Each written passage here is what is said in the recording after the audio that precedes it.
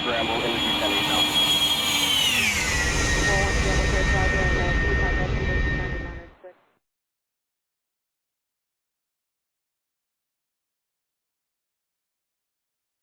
Good morning. Today is February 27, 2020, and today we're going to be flying from Tacoma Narrows up to an airport called Mears Field in Concrete, Washington.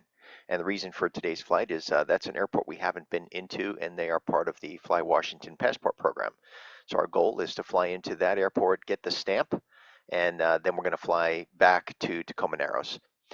Let's take a look at the flight plan for today. So again, Tacoma Narrows, and then I selected 3 waypoints and then to 3 Whiskey 5, which is Mears Field. And we'll look at the route of flight. So we're going to be flying under the Class Bravo airspace, which in this sector is from 5,000 to 10,000. We're planning on flying at 3,000 feet. And then we go into this sector right here, which runs from 5,000 to 7,000 feet right in here. And then to this waypoint here, which is at Kingston. And from Kingston, we're going to make a slight right turn and then go directly to this waypoint right here, which is Cedro Woolley. And then we're going to follow the river right here through this valley into Mears Field. So Mears Field, let's go ahead and click on the airport itself and take a look at what it is we need to know about it. First thing is it's 267 feet in elevation, which is pretty close to Tacoma Narrows, and the pattern altitude is 1267, so we'll be flying the pattern at 1,300 feet. CTAF frequency is 122.9. We'll take a quick look right here at the airport facility directory and see what it is we need to know about it. Here's concrete down here. Let's go ahead and blow that up. Take a look. So we have right traffic for runway 7. Standard pattern for runway 25. The airport is going to be in trees. They do have fuel there, and it's unattended airport. There's elk and deer that frequent both ends of the runway, so we'll keep an eye out for wildlife. And all patterns run south of the airport. Not a whole lot more information there. The runway length, 2,600 feet and 60 feet wide. That's plenty of runway for us. And then the other thing I want to take a look at is the 3D view, which can be really helpful. If you click right here, it can be really helpful in unfamiliar airports. So let's see what that looks like. All right, that's what the airport is going to look like heading eastbound. So there's a north arrow. So this is eastbound. So that's what it'll look like as we fly into the airport. And all patterns are on this side, are on the south side of the airport. And it looks like the reason for that would be that there's some elevation over here to the north side of the airport. So they want to keep everything on this side.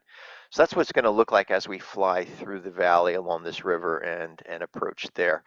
We're going to take a look now at the nearest airport that's reporting winds, because they don't have an ASOS here because it's a small airport. Let's see. Let's go over here to. All right, I'm going to click on KBVS, which is Skagit, and look at the weather there. So there's no winds there right now. 10 miles visibility. Few clouds at 3,700. Overcast 5,500. So the winds are calm there.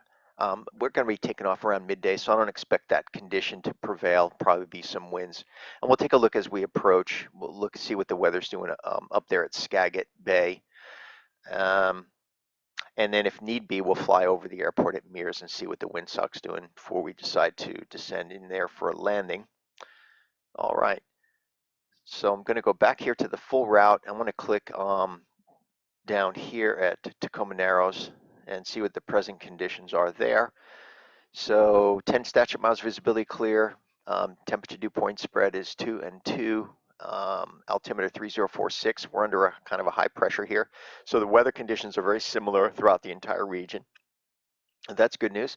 Let's go ahead and click down here on forecast. And I like the model output statistics here, the MOS, and showing current VFR conditions. Winds are calm, and that prevails, that condition, that prediction prevails through 12:30 p.m. Pacific. And then from 12:30 through, it looks like 10:30 p.m., they're expecting VFR. Winds are fairly calm at 3 knots, scattered above 12,000. Those are great conditions, really good conditions for today's flight.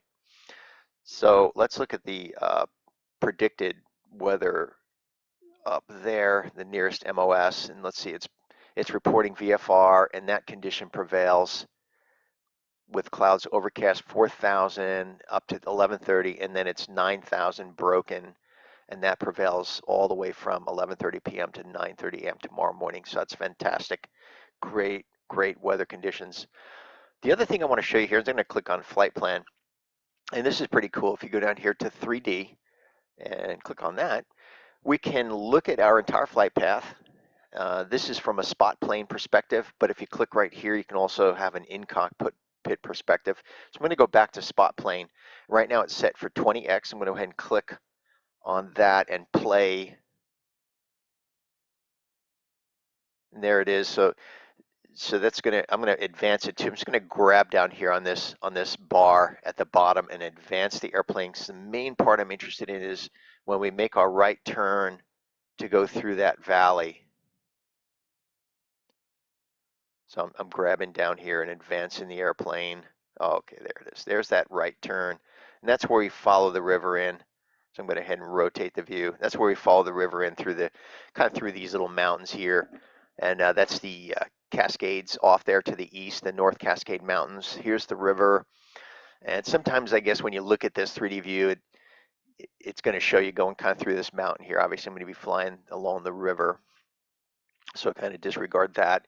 The airport looks like should be right down here on the other side of this little mountain here. All right, so that's just to give you a look at what the 3D flight path looks like when you're doing flight planning. That can be very helpful. And the other thing I want to point out is you notice all these dollar figures there. That's fuel prices. I have the ForeFlight set to give me fuel prices because fuel prices become pretty important when you're talking about, like in this example, here's 577, 472. It's such a dollar difference per gallon. So if you're putting 30 gallons in your airplane, that really makes a big difference. So that's really helpful. So my plan is to take off and fly into Mears, and then once I get my passport stamp, and I'll take some videos on the ground there and give you a look at what that looks like. I'm going to fly probably right here. I believe this is Arlington. Yeah, that's Arlington Municipal, and fill up there. 472 is a great price for avgas. And so I'll probably top it off and then fly back to Tacoma Narrows, and I'll probably go down along the east side here instead of on the west side of the SeaTac airspace. But I'm not going to record that portion. What I am going to record, though, is the entire flight, and I'm going to be doing it on a GoPro, head-mounted GoPro camera, and I'm going to be feeding for the first time the audio directly into the GoPro. I did some tests on that, and it has really clean audio, so I'm looking forward to giving that a try on today's flight. So thanks for joining me on the flight planning phase, and I'll look forward to seeing you in the airplane.